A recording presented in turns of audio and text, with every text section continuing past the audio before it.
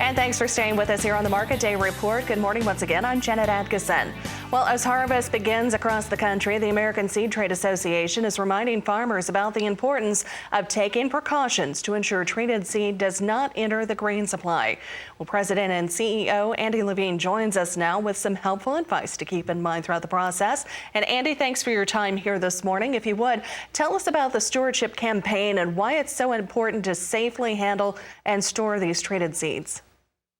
Well, good morning, Janet, and thanks for having me on this morning. As we look at it from the American Seed Trade Association's standpoint, we're working with grower organizations and farmers across the country as they prepare for, which is always a challenging and somewhat stressful time in getting that crop in between weather changes and on time. And we want to make sure that farmers are taking those proper measures and precautions to ensure that treated seed that may have been in a wagon or something else does not get commingled with grain as it moves into the grain supply, because it does cause problems, especially in the export markets.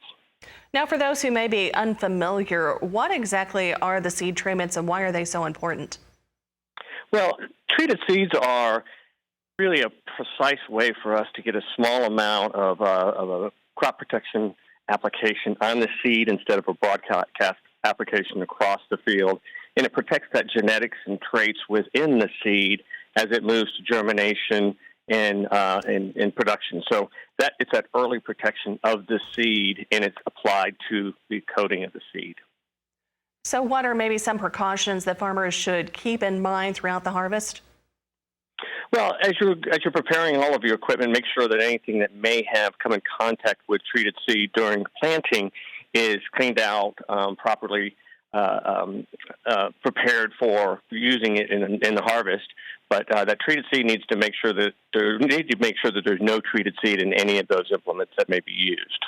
Now, are there any additional resources that growers should know about to ensure that they're, of course, properly following the safety measures they should? Yeah, Janet, we've worked with the Corn Growers Association and Soybean Association, as well as Crop Life America and ag retailers and cotton, to pull together a couple of good stewardship practices as well as handling and transporting practices. And they're outlined in a document that we've all pulled together. It's at www.seed-treatment-guide.com, and it's seedtreatmentguide.com. And it really is a good overview of all the steps that farmers should go through as they're looking to, one, plant as well as harvest and make sure that they're properly handling the equipment.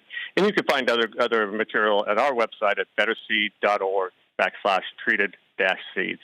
So good documents there that farmers can look at and use in their production practices. All right, Andy. Well, thank you very much for the update. We appreciate your insight. The American Seed Trade Association President and CEO Andy LaVigne connecting with us today out of Alexandria, Virginia.